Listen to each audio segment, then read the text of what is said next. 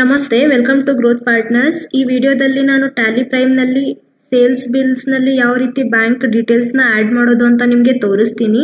ಮೊದಲನೇದಾಗಿ ನಾವು gateway of Tally ಸ್ಕ್ರೀನ್ನಲ್ಲಿದ್ದೀವಿ.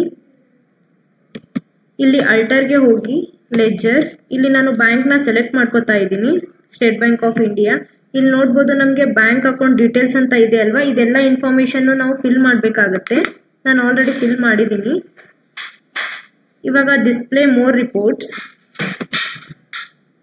Statements of accounts, ಇಲ್ಲಿ ಸ್ಟ್ಯಾಟಿಸ್ಟಿಕ್ಸ್,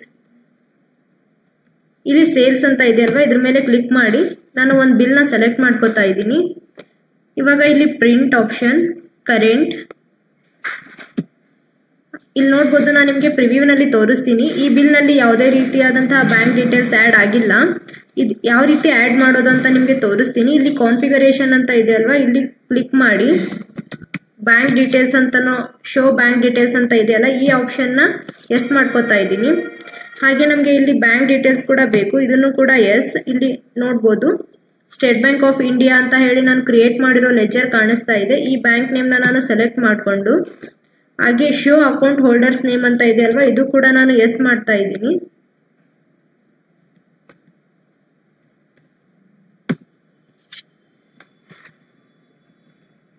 ಈಗ ನಾನು ಕಂಟ್ರೋಲ್ ಸೇವ್ ಮಾಡಿ ಇವಾಗ ಪ್ರಿವ್ಯೂನಲ್ಲಿ ತೋರಿಸ್ತೀನಿ ನಿಮಗೆ. ಪ್ರಿವ್ಯೂನ ಕ್ಲಿಕ್ ಮಾಡ್ತಾ ಇದ್ದೀನಿ. ಇವಾಗ ಇಲ್ಲಿ ನೋಡ್ಬೋದು, ಝೂಮ್ ಮಾಡಿಬಿಟ್ಟು ತೋರಿಸ್ತೀನಿ ನಿಮಗೆ.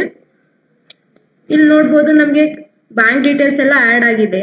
ಈ ರೀತಿಯಾಗಿ ನಾವು ಟ್ಯಾಲಿನಲ್ಲಿ ಆ್ಯಡ್ ಮಾಡ್ಕೋಬೋದು ಬ್ಯಾಂಕ್ ಡೀಟೇಲ್ಸ್ನ ಸೇಲ್ಸ್ ಇನ್ವಾಯ್ಸ್ನಲ್ಲಿ. ಈ ರೀತಿ ಮಾಡೋದ್ರಿಂದ ಕಸ್ಟಮರ್ಸ್ಗೂ ಕೂಡ ಪೇಮೆಂಟ್ ಮಾಡಲಿಕ್ಕೆ ಈಸಿ ಆಗುತ್ತೆ. ಇದರಲ್ಲೇನಾದರೂ ನಿಮಗೆ ಡೌಟ್ಸ್ ಇದ್ದರೆ ಡಿಸ್ಕ್ರಿಪ್ಷನ್ನಲ್ಲಿ ನಮ್ಮ ಆಫೀಸ್ ನಂಬರ್ ಇದೆ, ಕಾಂಟ್ಯಾಕ್ಟ್ ಮಾಡಿ. Thank you.